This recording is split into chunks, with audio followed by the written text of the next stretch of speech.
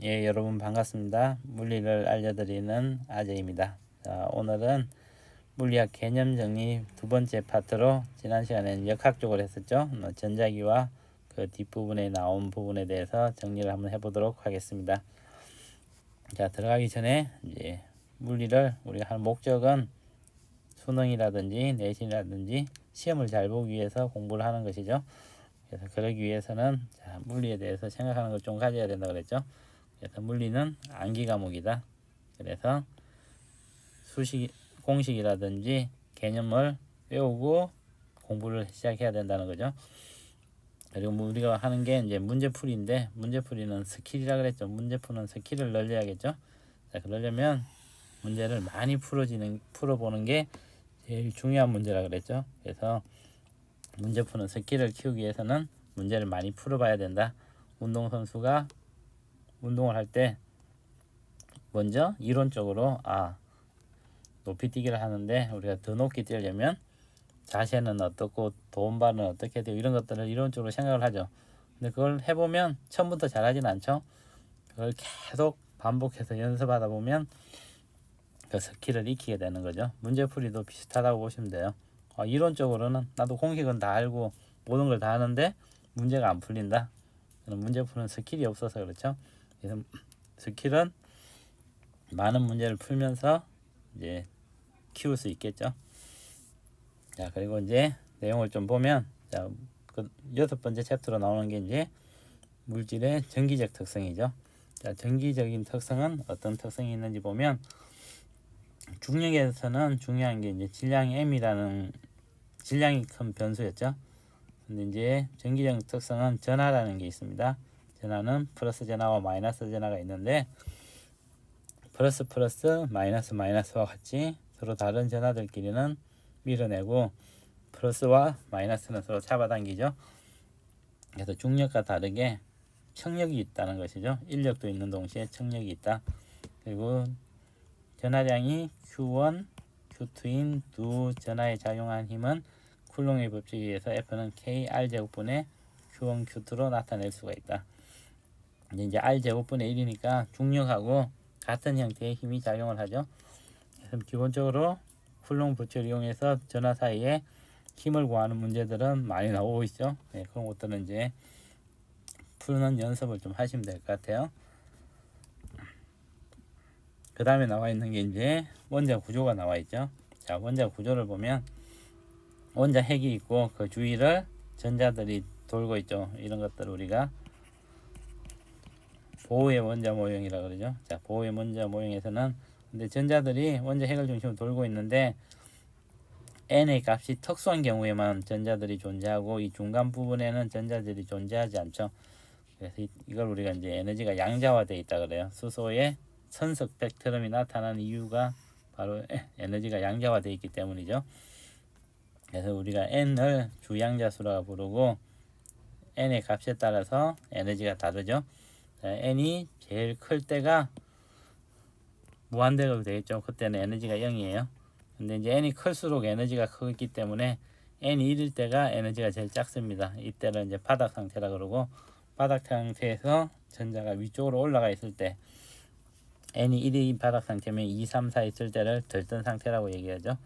그래서 그때의 에너지들을 우리가 이제 여기에 수소 원자에 대해서는 에너지 준위들이 다 나와 있고, 이때 에너지는 n제곱분의 마이너스 13.6 일렉트론 볼트로 나와 있죠. 그래서 이 값은 아까 말씀드렸듯이 외우고 있어도 되고 외우지 않아도 이 에너지 값들은 주기 때문에 큰 외우지 않아도 되는데 일단 외우고 있는 게 좀 좋겠죠. 그리고 이제 에너지를 흡수하게 되면 n이 낮은 데서 높은 데로 가기 때문에 에너지를 흡수하는 거고, n이 높은 데서 낮은 데로 내려올 때는 에너지를 내놓겠죠. 그래서 만약에 n이 3에서 1로 떨어진다 그러면 n이 3인 에너지가 마이너스 1.5 일렉트론 볼트고, n이 1일 때가 마이너스 13.6 일렉트론 볼트니까 n이 3에서 1로 가면 이걸 빼주면 플러스 10 몇 일렉트론 볼트가 나오겠네요. 요만큼을 이제 방출한다는 거죠. n이 큰 데서 낮은 데 떨어지면. 근데 n이 1에서 n이 3으로 가면 이거는 이제 여기에 대응하는 에너지를 얻어야겠죠. 그래야지 올라갈 수 있겠죠. 그래서 에너지를 흡수하면 n이 커지는 쪽으로 가고, 에너지를 방출하려면 n이 작은 데로 가면 되겠습니다. 그래서 이제 여기 나오는 에너지는 우리가 FH는 플랑크 상수고 F는 진동수죠. 그래서 H 람다분의 C로 쓸 수 있죠. C는 F 람다니까.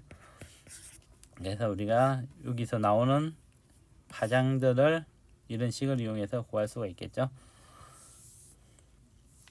이제 두 번째로 나오는 거는 이제 이 단어는 이제 이름이 물질의 전기적 특성이니까, 전기적 특성을 가지는 물질들이 어떤 게 있는지를 분류를 해야겠죠. 그래서 이제 이 분류를 하기 위해서는 우리가 이제 아까 배운 원자 구조에서와 같이 원자가 D라는 게 있어서, 얘가 전자들이 원래 이제 가장 낮은 바닥 상태라 그랬죠. 그때 존재할 때를 원자가 D라 그러고, 그 위에 있는 D를 전도 D라 그럽니다. 그러면 요 사이에는 전자들이 존재할 수 없다 그랬죠. 그래서 원자가 D와 전도 D 간격이 얼마냐에 따라서 우리가 물질을 분류가 할 수 있습니다. 그래서 원자가 D와 전도 D 사이의 간격이 거의 없는 상태, 이런 상태를 도체라 그래요. 그러면 전류가 흐른다는 것은 원자가 D에 있는 전자가 전도 D로 올라가서 이렇게 흘러다녀야 되는데, 이때는 저만만 걸어주면 거의 붙어 있으니까 전자가 위로 가서 자유롭게 움직이겠죠. 근데 부도체 같은 경우에는 전류가 잘 안 오는 이유가 원자가 D와 전도 D 요 사이에 에너지 D 간격이 너무 커요. 그래서 이걸 뛰어넘기에는 상당히 많은 에너지가 필요하겠죠. 그래서 전류가 거의 흐르지 않는다. 근데 반도체는 요 사이가 중간에 어느 정도에, 그래서 어느 정도의 에너지를 주면 얘가 전자들이 전도띠로 가서 움직일 수 있다. 그래서 전기적 특성이 도체와 부도체의 중간 정도라 그래서 반도체라고 부르고 있죠. 그래서 이제 이렇게 세 가지로 분류를 하고 있습니다. 그리고 이제 우리가 현대 산업에서는 이 반도체라는 게 우리가 모든 이제 전기적인 디바이스를 만드는 기초가 되죠. 그래서 이런 반도체를 많이 이용을 하고 있다. 그리고 이제 이 부분은 이런 이제 이론적인 정성적으로 반도체, 부도체, 도체가 이 원자가 D와 전도 D가 어떻게 되고, 그래서 전류가 잘 흐르는지 잘 흐르지 않는지에 대해서 이제 물어보는 문제가 좀 나오고 있죠. 그리고 이제 우리가 물질이 있으면 물질에 따라서 비저항이라는 게 있습니다. 물질의 고유 특성이라고 보시면 돼요. 비저항이 크면 저항이 큰 거고, 비저항이 작으면 저항이 작은 거죠. 그래서 이제 비저항이 주어지면 우리가 저항을 구할 수가 있습니다.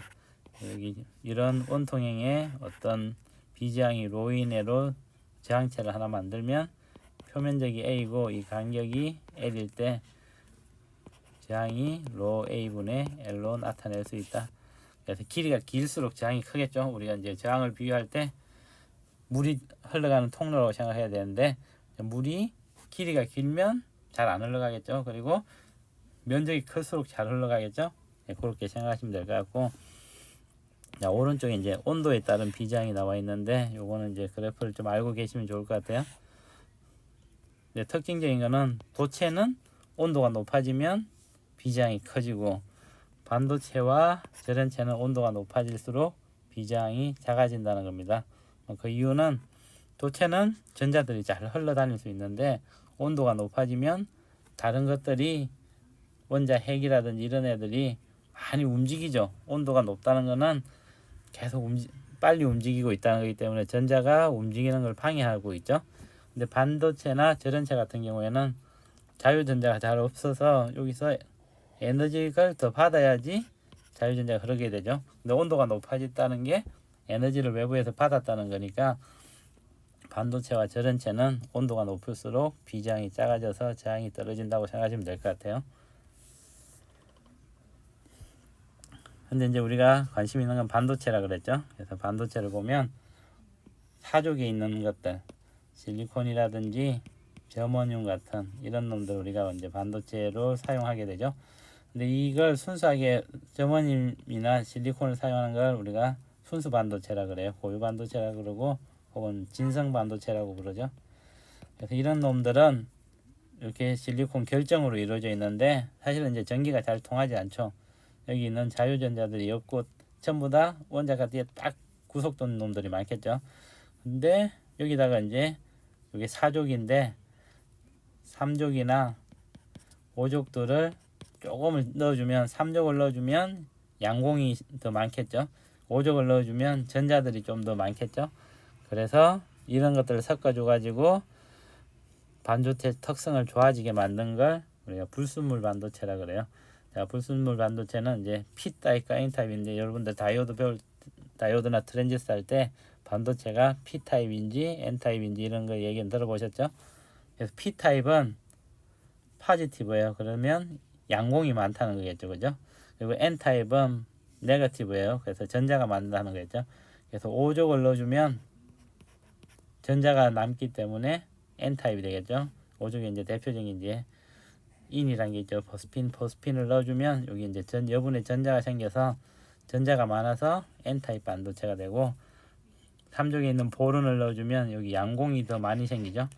그래서 3족을 넣어주면 P타입 플러스 전하가 더 많이 뛰는 게 생기죠. 그리고 이제 요걸 원자가 띠와 전도띠 같이 띠로 보면 자 5족을 넣어줬을 때 N타입을 넣어주면 전자들이 전도띠 아래에 배치가 돼서 에너지 준위가 줄어들죠.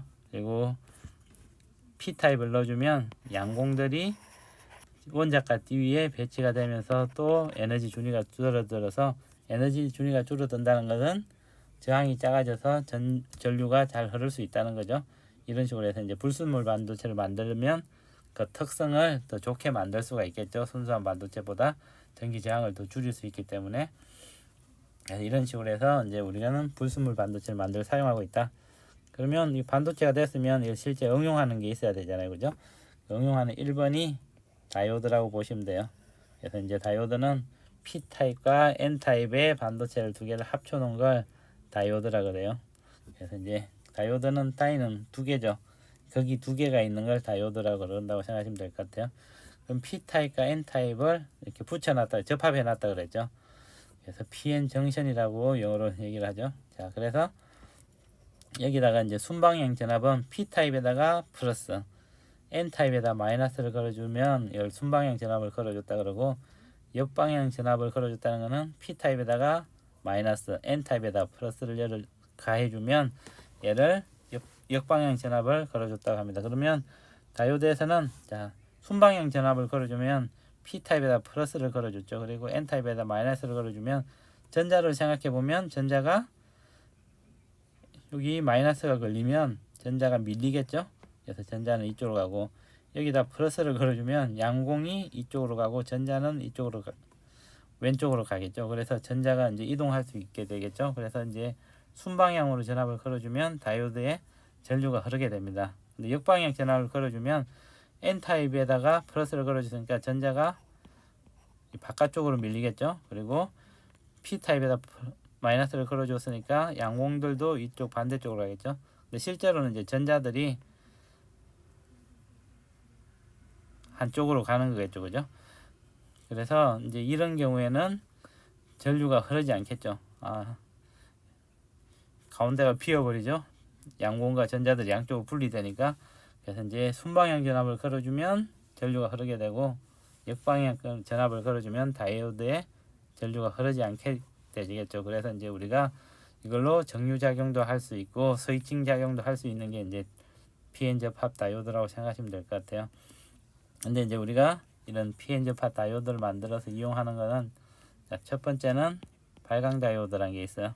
에너지 아까 띠 간격이 있었죠. 띠 간격만큼의 빛을 내는 것들을 우리가 전류가 흐를 때 빛이 나는 걸 다이오드를 발광 다이오드라 그래요. 라이트 에미티드 다이오드라 그래요. 이거는 이제 아까 그 전도띠와 띠 간격 사이가 얼마냐에 따라서 나오는 빛이 결정이 나겠죠. 그래서 E는 HF H 람다 분의 C 이런 람다의 값이 그 에너지 띠 간격에 따라서 나오겠죠. 그래서 이걸 빛을 나오게 하는 걸 발광 다이오드라 그러고, 광다이오드는 이거 반대라고 생각하시면 돼요. 빛이 들어오면 전류가 흐르게 하는 걸 광다이오드라 그래요. 그래서 이거는 빛 신호를 전기 신호로 변환시켜주는 소자이다. 그래서 이제 이것도 순방향으로 걸렸을 때는 빛이 나오게 되고 역방향으로 걸리면 빛이 안 나오겠죠. 그래서 이런 특성을 가진 물질들이 있다. 자, 이제 이 부분들은 사실은 이제 우리가 쿨롱의 법칙으로 힘을 구하거나 이런 거 빼고는 이제 정성적으로 접근해야 될 것들이 꽤 있죠. 우리가 이제 숫자를 계산하는 것보다는 정성적인 게 좀 더 많다고 생각하시면 될 것 같아요.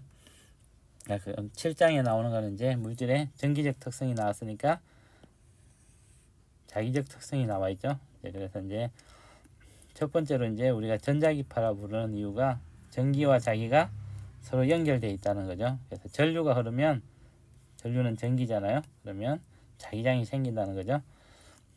그래서 우리가 전류를 흘러보내면 전류가 위쪽으로 흐르면 자기장이 생기는데 이 방향이 엄지손가락의 방향을 전류의 방향으로 그러면 나머지 네 손가락의 방향이 자기장의 방향이 되죠. 그래서 이제 전류가 위로 흐르면 여기다가 주위에다가 우리가 나침판을 갖다 대면 이쪽 방향으로 돌아가면서 N극이 향하게 되겠죠.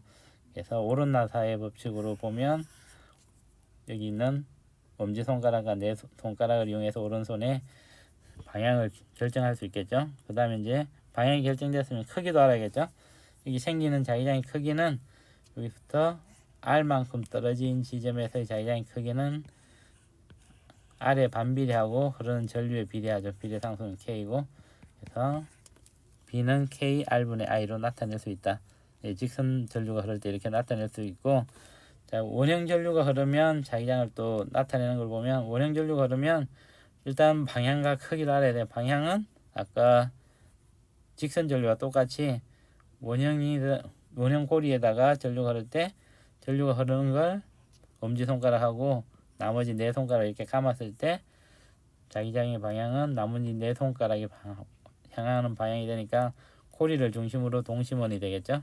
그래서 이렇게 이제 자기장이 형성되게 된다. 그리고 크기를 보면 자기장의 세기는 원형 도선의 반지름분의 전류의 세기라고 나와 있죠. 그러니까 이게 중심에서 우리가 자기장의 세기를 B라 그러면 거리가 멀수록 도선이 멀리 있을수록 자기장이 작고 도선에 흐르는 전류가 클수록 자기장의 세기가 크겠죠. 그래서 이제 얘는 이제 비례상수가 아까하고는 다르기 때문에 K'이라고 나타냈죠. 그 다음에 세 번째는 이제 원형 도선을 여러 개를 감아 놓은 걸 우리가 솔레노이드라고 부르죠. 자, 솔레노이드를 만들면 이제 특징이 요 솔레노이드 안에서는 원형 도선일 때는 중심부터 거리에 따라서 자기장의 세기가 달라지는데 솔레노이드는 굉장히 길다고 생각하면 중심부터 요 거리하고 상관없이 자기장이 일정하게 생깁니다. 그래서 이제 솔레노이드에서도 이제 자기장을 보면 이때는 전류의 방향을 요 네 손가락으로 했을 때 엄지손가락의 방향이 자기장의 방향이라고 생각하시면 돼요. 그래서 솔레노이드에 전류가 흐를 때 네 손가락은 전류의 방향, 그리고 엄지손가락의 방향이 자기장의 방향이다. 그래서 자기장의 방향을 찾아내면 되고, 자기장의 크기는 여기는 R하고 상관이 없어요. 이 중심에서 거리하고 상관이 없고, K2'N은 솔레노이드의 코일이 감긴 횟수고, I는 전류의 크기겠죠. 전류의 크기와 코일의 감긴 횟수에 비례한다. 그렇게 보시면 될 것 같아요. 그래서 이거는 이제 우리가 자기장의 크기를 비교하는 것들은 나오죠. 그래서 이제 정성적으로 이제 비교는 할 수 있으면 될 것 같아요. 예를 뭐 정확하게 정량적으로 아주 디테일하게 계산하는 건 안 나오니까 정성적으로 이 수식을 이용해서 이해를 할 수 있으면 되겠죠. 그 다음에 이제 우리가 보통 자석이라고 부르는 물질들이 있죠. 자성체라고 부르죠. 자, 이런 놈들의 또 분류를 좀 해봐야겠다. 어떤 애들이 있는지. 그래서 이제 주로 세 가지로 분류를 하는데 강자성체, 상자성체, 반자성체가 있습니다. 그래서 특징을 얘기하면 강자성체는 외부에서 자기장이 가해지면 얘가 자기장의 방향으로 자화가 돼요. 자화가 된다는 것은 자성을 띈다는 거죠. 근데 외부에서 자기장이 없어졌을 때 그 성질을 꽤 오랜 시간 동안 가지고 있는 걸 강자성체라 그래요. 그리고 이제 상자성체는 자기장을 외부에서 걸어주면 그 방향으로 자화가 되는데 얘는 자기장이 없어지면 그냥 돌아와 버려요. 그래서 자성을 잃게 되겠죠. 반자성체는 자기장이 걸리면 외부에서 자기장이 걸리면 이 자체는 반대쪽으로 자기장을 만들어줘요. 그래서 반자성체라 그러고 얘도 시간이 흐르면 금방 우리는 자기장을 제거했을 때 금방 자화성을 잃게 되죠. 그래서 이제 그 특징을 알아가지고 이제 나오는 문제들이 꽤 있죠. 우리가 자기장을 걸어줬다가 제거했을 때 강자성체는 그 다음에 다른 데 옮겨서 해도 자석의 성질을 띠고 있고, 근데 상자성체와 반자성체는 자석의 성질을 잃게 된다. 그걸 이용해서 문제가 푸는 것들이 나오고 있으니까 그거만 잘 이해를 하시면 될 것 같아요. 그 다음에 나와 있는 것들이 이제 전자기 유도죠. 이제 전자기 유도는 우리가 실생활에도 많이 사용하고 있죠. 자, 여기서 이제 중요한 용어 중에 하나가 이제 자기선속이라는 거예요. 자기선속은 자기장이 있고 면적 S를 자기장이 지나가면 자기선속은 B 곱하기 S를 해주면 된다. 자기장의 세기와 걔가 지나가는 면적을 곱해주면 된다. 근데 이제 수직으로 그려놨는데 수직 성분이기 때문에 벡터를 배웠으면 BS 코사인 시타를 해주면 되겠죠. 그래서 이런 식으로 해서 자기장의 방향과 면적의 방향에 코사인 시타를 곱해주면 된다. 이제 우리는 벡터를 아직 배우지 않았기 때문에 일단 B 곱하기 S 수직인 것만 생각하면 되겠네요. 그러면 전자기 유도라는 거는 자석이 있으면 전기장이 생기고 전기장이 있으면 자기장이 생기는 거잖아요. 그래서 이제 우리가 이렇게 자기장이 있을 때, 근데 이 자기장이 변화할 때 전류가 흐르는 전기장이 생긴다는 거죠. 자, 그러면 얘도 벡터니까 크기와 방향을 결정을 해야 되겠죠. 그러면 어느 방향으로 전류가 흐르는지 그게 중요하겠죠, 그죠? 그걸 이제 방향을 나타내는 게 렌츠의 법칙이라고 생각하시면 될 것 같아요. 전자기 유도가 일어날 때 자기 선속의 변화에 따른 유도 전류의 방향을 찾는 방법이 되는 것이다. 유도 전류의 방향을 찾는 거죠. 그래서 자기 선속의 변화를 방해하는 방향으로 전류가 흐르게 된다. 자, 첫 번째 가를 보면 N이 다가오고 있죠. 자, N이 다가오고 있으면 이게 유도되는 전류는 N을 밀어내는 방향으로 유도 전류가 생겨야 된다. 그러면 위쪽이 N극이 되게 유도 전류가 생기려면 위쪽이 N극이 되기 위해서는 위쪽으로 자기장이 이제 이런 식으로 나와야겠죠. 그러면 전류는 반시계 방향으로 돌아야 된다. 그리고 N이 나가고 있죠. 그러면 N이 나가고 있으면 이 N을 당겨야 되니까 위쪽이 S극이 되게 자기장을 형성시키게 유도 전류가 유도가 되겠죠. 위쪽이 S가 되려면 자기장은 아래쪽으로 이렇게 들어가야 되니까 전류의 방향은 시계 방향으로 돌게 되더라. 그리고 N극이 나가는 거하고 S극이 오는 거는 같게 되겠죠, 그죠?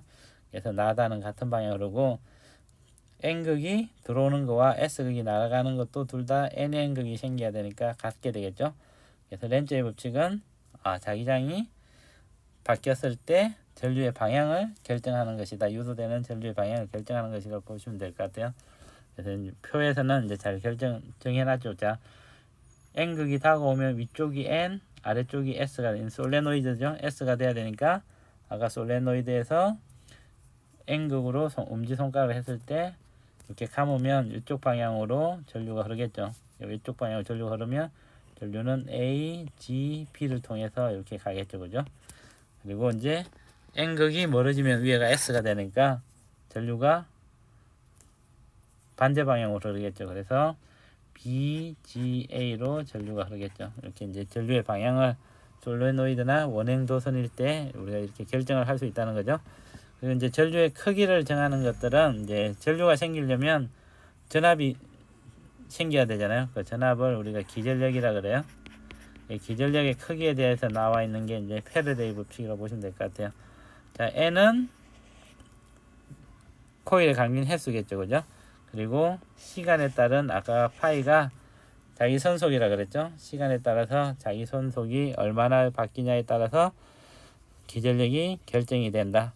그래서 이제 여기 보면 자, 균이란 자기장 영역이 있죠. 자, 우리가 자기 선속은 B 곱하기 S라 그랬죠. 그래서 이제 자기장 곱하기 면적이니까 자기장이 바뀌든지 아니면 면적이 바뀌든지 이 두 개가 동시에 바뀌든지 이러면 자기 선속이 바뀌겠죠. 자, 이때는 우선 렌즈의 법칙을 써가지고 자기장이 바뀌는 거에 반대되는 방향으로 전류가 생성되겠죠. 자, 그래서 자, 우리가 균이란 자기장이 있을 때 여기에 이런 사각형 코일이 오른쪽으로 운동한다 그러면 갈수록 면적이 커지니까 자기장이 P가 커지는 거잖아요. 그러면 P가 작아지게 하려면 안으로 들어가는 자기장이 지금 늘어나니까 안으로 들어가는 자기장을 줄이려면 자기장이 바깥쪽으로 나오는 방향으로 유도전류가 흘러야겠죠. 그러면 이 부분에서 유도전류에서 유도되는 자기장이 지면 밖으로 나오는 방향이 되기 위해서는 유도전류가 위쪽으로 흘러야겠죠. 그리고 얘가 자기장령에 다 들어와 있으면 B 곱하기 S가 상수죠. 항상 이 안에서는 움직여도. 그래서 이때는 기전력이 없기 때문에 전류가 흐르지 않는다. 그리고 빠져나갈 때는 자, 아래쪽으로 내려가는 자기장이 줄어들고 있죠. 그러면 아래쪽으로 내려가는 자기장이 늘려야 되니까 아래쪽으로 유도된 전류가 만들어진 게 아래쪽으로 유도되는 자기장을 만드는 쪽으로 만들어지니까 이때도 이제 위로 전류가 흐르겠죠. 그래서 이런 식으로 이제 유도된다는 거니까 우리가 이제 자기장이 바뀌었을 때 생성되는 유도 기전력과 유도 전류의 방향 같은 것들에 대해서는 방향은 렌츠의 법칙 그리고 크기는 패러데이 법칙을 이용해서 구할 수 있다는 겁니다. 그래서 이 페이지에서는 요 가지고 이제 방향과 크기를 결정해 가지고 전류의 크기와 방향을 자기장과 이 면적의 관계가 어떻게 되는지 이런 것들을 가지고 이제 문제가 나오고 있으니까 그런 특성을 잘 파악하시면 될 것 같아요. 그래서 이제 전자기력은 여기까지고 이제 8장을 보면 파동의 성질과 활용이 나와 있죠. 이제 파동이라는 거는 이제 우리가 물결이라든지 아니면 소리 같은 게 파동의 일종이죠, 그죠? 그래서 파동을 이렇게 그려 놓으면 이제 그래프를 일단 볼 수 있어야겠죠.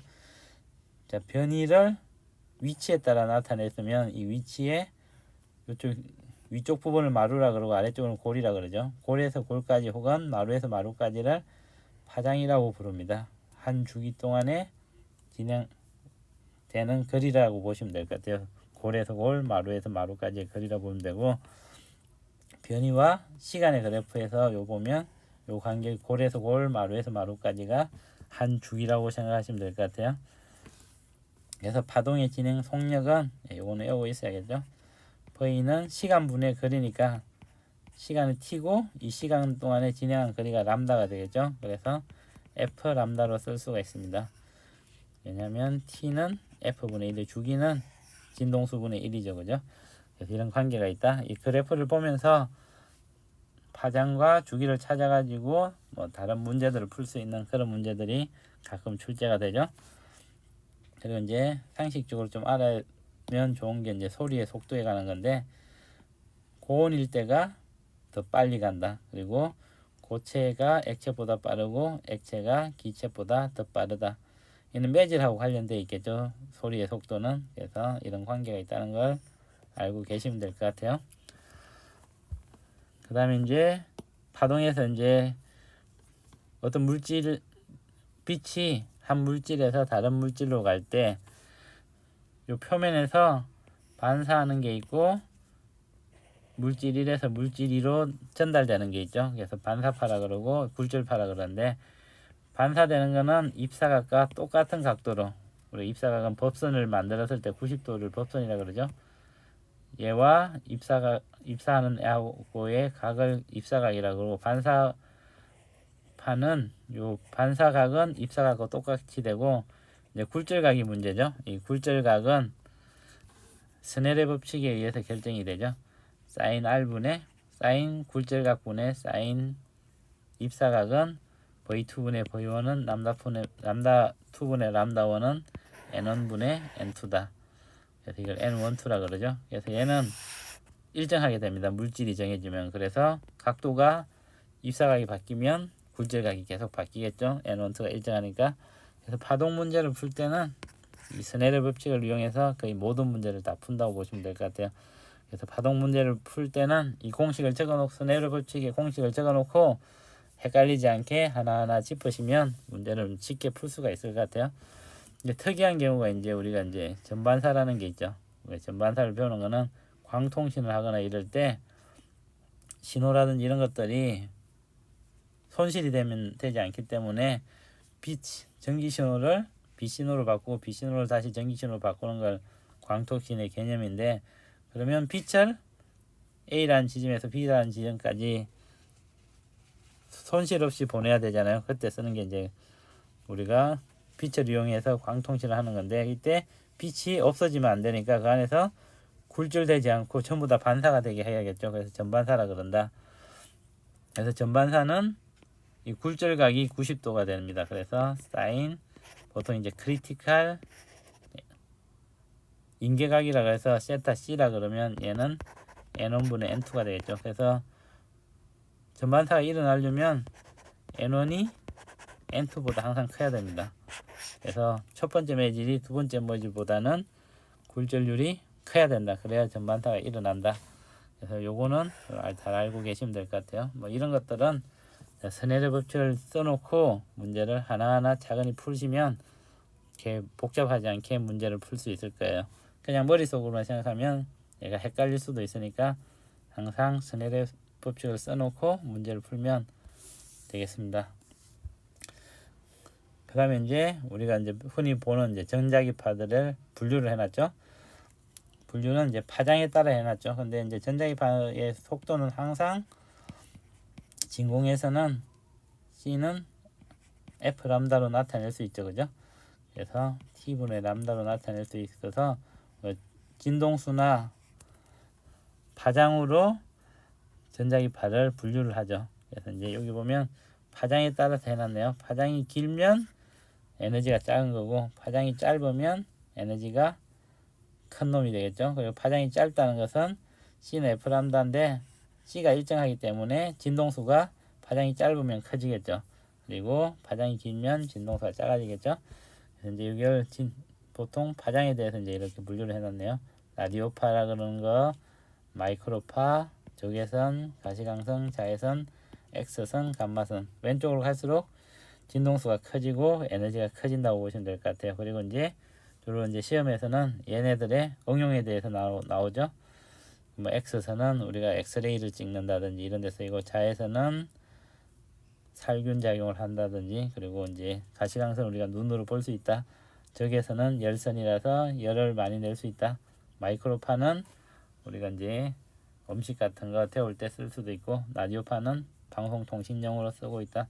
이런 이제 기초적인 응용들에 대해서 아시면 될 것 같아요. 그리고 얘네들이 파장이 어느 놈이 더 길고 어느 놈이 더 짧고, 진동수는 어느 게 더 크고 어느 게 짧은지 그거만 요거는 좀 내용을 잘 외우고 있으시면 될 것 같아요. 그러니까 응용과 파장과 진동수의 관계에 대해서만 잘 알고 계시면 될 것 같아요. 그리고 이제 나와 있는 게 이제 물결파에 대해서 나와 있죠. 물결이 있으면 수심이 있는데 어떤 데는 수심이, 여기는 수심이 낮겠죠. 그리고 여기는 수심이 깊겠죠. 그러면 수심이 깊을수록 물결파가 속도가 크고 파장이 크다. 예, 그것만 알아서 문제를 푸는 것들이 있죠. 그래서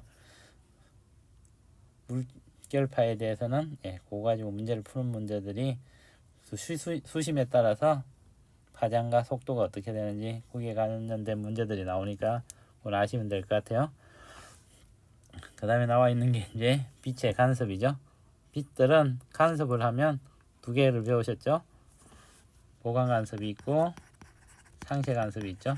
자, 이거는 동일 이상으로 만나면 두 군데를 거쳐서 오는데 경로가 들어왔을 때 동일 위상으로 만나면 진폭이 2배가 돼서 보강 간섭이라 그러고, 위상이 180도 반대가 되면 플러스와 마이너스가 만나는 것과 같이 이게 만나서 이렇게 되죠.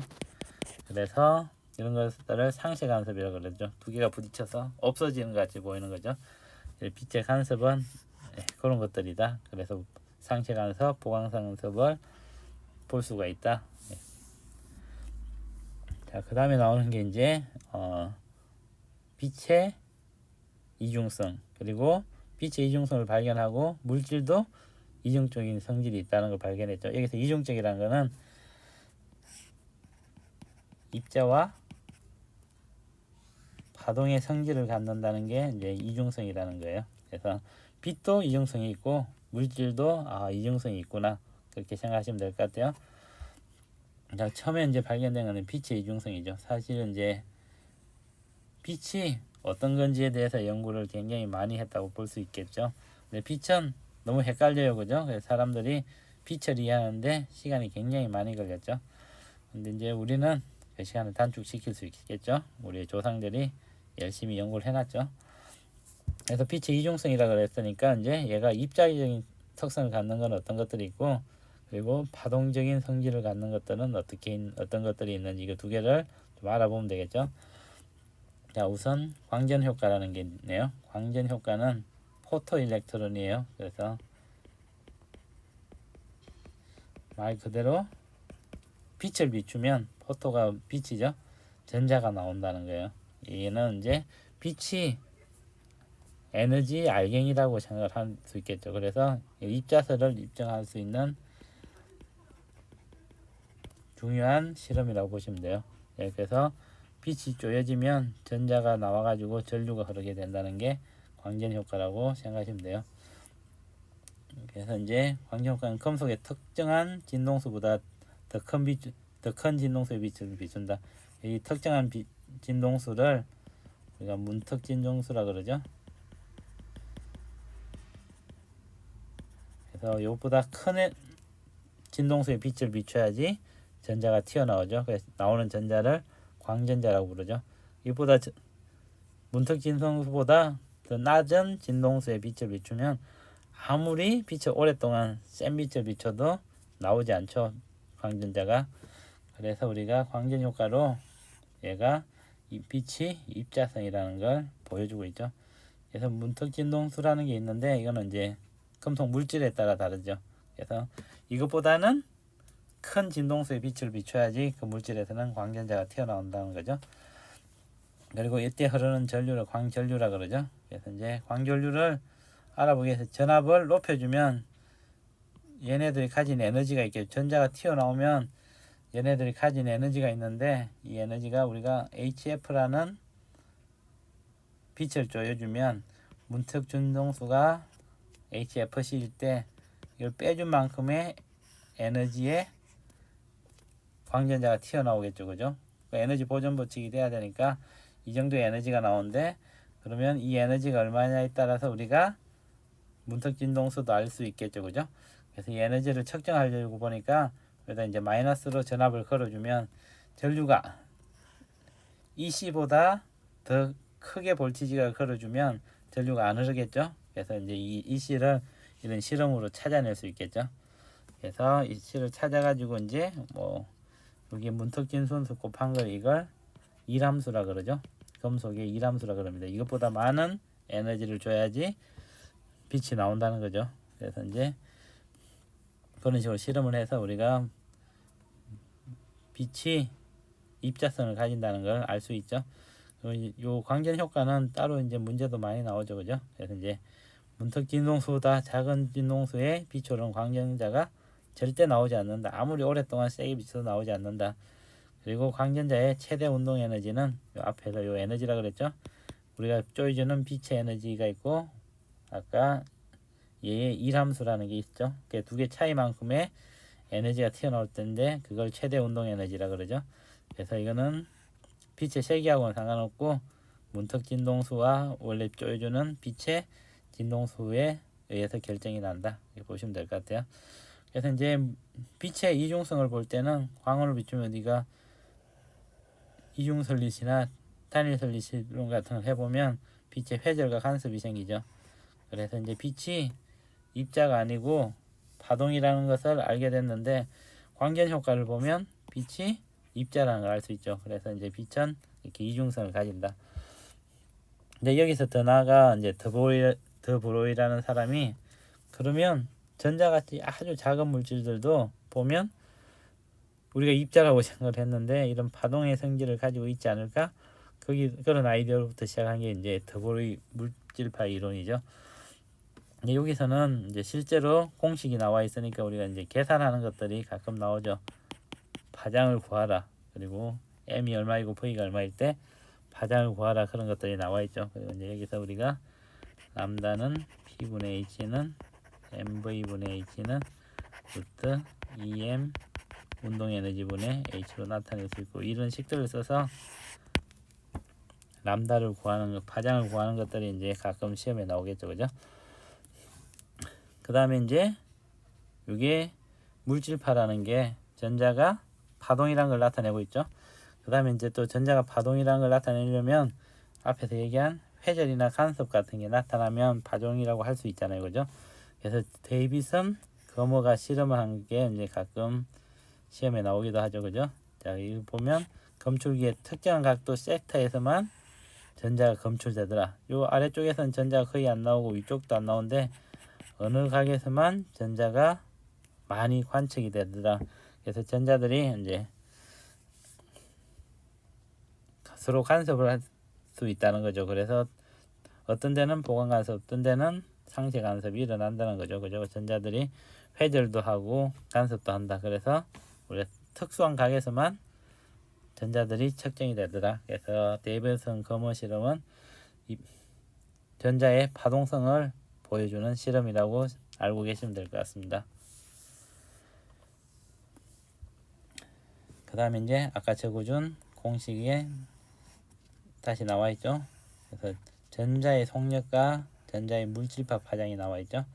그래서 물질파 파장은 람다라고 그러면 얘는 P의 운동량에 반비례한다. 그래서 mv분의 h고 운동 에너지로 나타내면 루트 2m ek분의 h로 나타낼 수 있죠. 그래서 이제 이 공식은 우리가 물질파의 파장을 구할 때 많이 사용하는 공식이니까 알고 계시면 좋을 것 같습니다. 아니 꼭 외워야겠죠. 자, 그리고 이제 전자의 파동성을 이용해서 우리가 현미경을 만드는데요.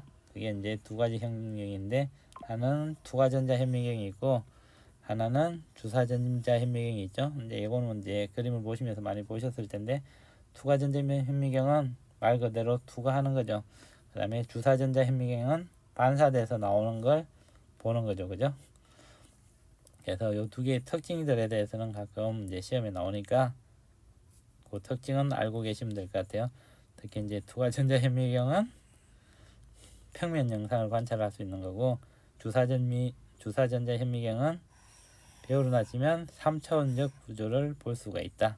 이런 특성들을 가지고 있다는 것들을 좀 내용을 읽어보시고 얘는 이제 특성들이니까 그냥 읽으면 내용을 아실 거라고 판단이 되네요. 그래서 이렇게 해서 물리학원이 마무리가 됩니다. 이제 이런 내용들은 사실은 여러분들이 계속 읽어보면서 한두 번 읽으면 이해를 한 것 같은데 사실 우리가 이해하는 건 없죠. 그래서 몇 번 반복해서 제가 정리한 내용보다 더 간단하게 이제 실제 시험장에 갈 때는 공식이라든지 키워드만 이용해서 여러분들이 작은 노트를 만드시면 시험 보실 때 쉬는 시간이나 이럴 때 그것만 살짝만 읽어도 그 전에 외웠던 공식들이 다 기억이 나겠죠. 그래서 앞으로 이제 모든 물리 시험을 보실 때는 이런 식으로 공부를 하셔서 좋은 성과를 내시면 좋겠습니다. 예, 오늘도 강의 들어주셔서 감사합니다.